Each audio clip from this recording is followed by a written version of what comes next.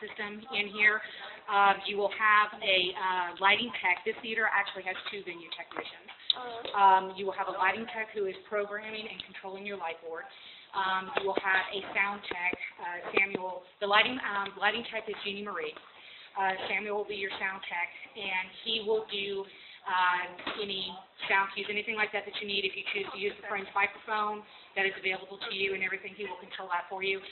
Very nice people. You'll get along with them great. But the soundboard is an Allen & Heath. I can't remember off the top of my head. 3300. And so much more board than you could probably ever need. It's very flexible. And what was that light board again? The 520i, Strand 520i. There are CD players in the sound system. There's also a mini disc player. There's also cassette players. There will be a microphone made available in this room. There are plenty of sound, speakers and everything basically surrounding the entire thrust of the stage for all audience positions. There is headset communication.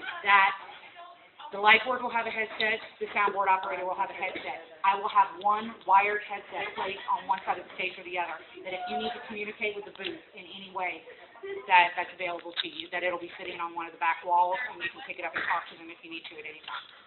Okay. So let's go look at the dressing room. Is there time to ask questions about lights? No, like I was saying earlier, I'm not going to be able to know the plot until a little bit later, because we still have one more show after this children's show is over. McBee is coming into this room, and I don't know all the answers about the restore and what we're going to be left with for Fringe until we get a little closer to that. Do you know anything about black lights? If they happen? No. Things like that, we, as it says for the Fringe regulations, we can only provide you with the basics. We will provide you with a wash, we will provide you with a special, but any special effects, stuff like that, you would need to supply. They will not have anything like that available. And the power cables as well. Yeah. You will need to buy. And we're bringing in projectors at times, like even old school, like overhead projectors, and we want to place them in different areas of the roof. So I'm wondering, is it possible to place them in different areas of the room? For example, like if we blocked off some of those chairs, put them on the top of the steps there, and here and up there and there. I would not have a problem with you placing an overhead projector, say, in the loges, as long as, you see where his tripod is set up right here? Possibly if we kept it as far into that corner as possible, because that is one of our handicap seated areas, that if we have a wheelchair patron come in, that is one of the areas we bring them to, as well as we remove seats down here to make handicap accessible entrances for patrons.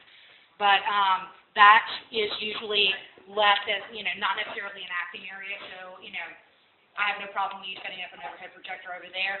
The stairs I would be a little wary because they're not very wide. Those areas right there are not very wide to set up projectors, but we can look at it and talk about it and everything as we get, as I go through your tech forms and as we get a little bit into it, because we can take some measurements and everything if you tell me what you're going to be placing the projector on. Now, the problem is that it's going to be very hard to get power to those places. You have power available to you in the loge areas, but for putting out projectors here in the aisles, it's going to be difficult to get power out to you. Okay, would it have to go back to base? It would have to actually probably drop down from the loge, and so you could not have anybody in that seated area at all, because I would be running lines to there. And that would be part of your load-in time, because I couldn't stay there. And so that would be added time into your loading to get those lines run every single day, because other shows are going to want to use those seated areas. Any other questions? Oh, yeah. Okay. We have lots more, but later. We'll have to do over coffee and sugar. Okay. When we do need to come out specific to talk to you about different things, should we set up meetings with you, or? Email me, and if it gets to the point where it's getting too complicated to talk through email, then yes, we can maybe set up a meeting. Hello. Hey, sweetie. So this is the dressing room that the Orange venue will be using. This is what we refer to as our choral dressing room here at the Shakespeare Theater. It's one of the bigger space dressing rooms because the Orange will allow for bigger casts, so you guys get the bigger dressing room. As you can see, plenty of room through the area for makeup. There are 2 working bathrooms, the sink's in the center. So, the only thing we ask... Oh, we don't get showers. No showers in these dressing rooms.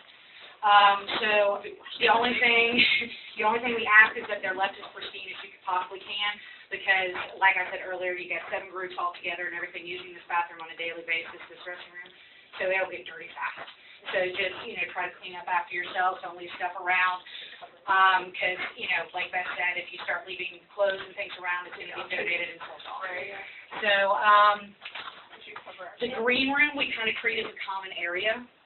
But what has happened in the past that can make it difficult for other groups is because it is a common area, people tend to not want to use the dressing room so much and just lay their costumes and everything out all over the table, which makes it difficult for other people who are trying to relax and get ready for their shows, because there are 2 other venues that are sharing this common area with you.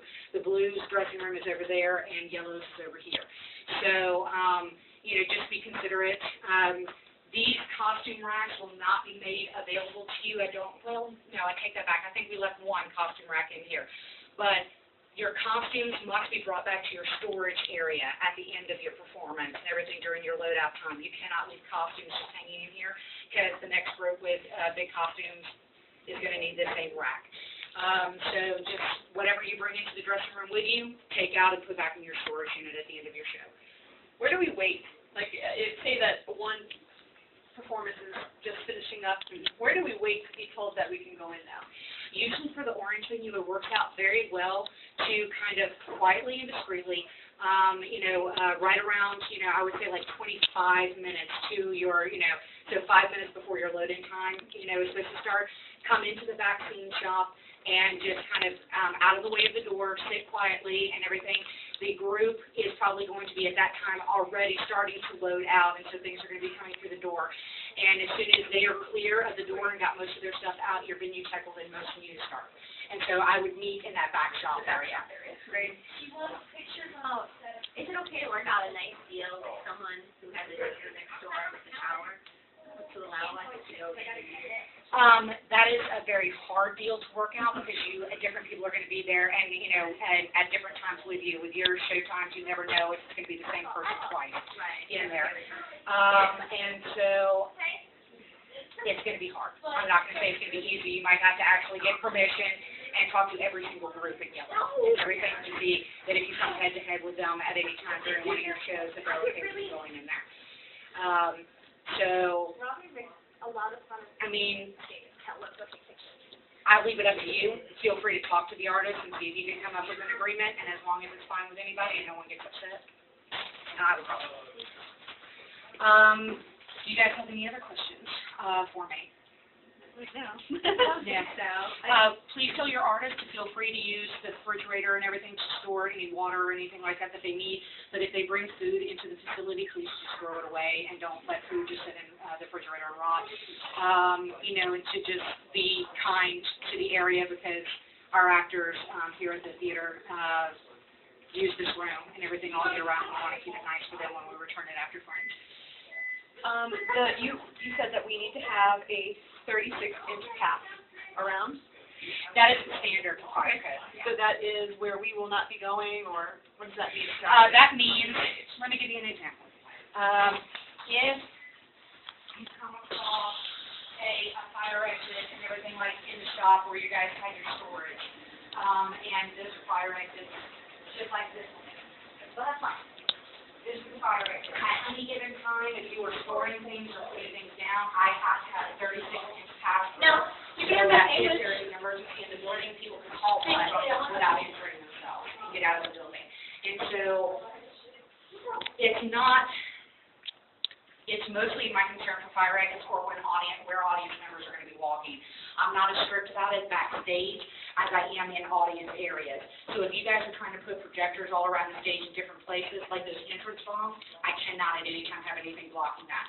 Because if there's an emergency in the building, that's the first place that people are going to start heading out. And so those must stay clear at all times. And around the stage on the floor? You can, as long as there's nothing stationary standing there, your actors can feel free, your dancers can feel free to walk there, to just, move around the stage freely. But I would hesitate to put any scenery in the way of an audience pass-through, like in front of the stairs or something like that. That if there's audience sitting on the sides, don't put anything stationary in front of the stairs that doesn't move. Okay.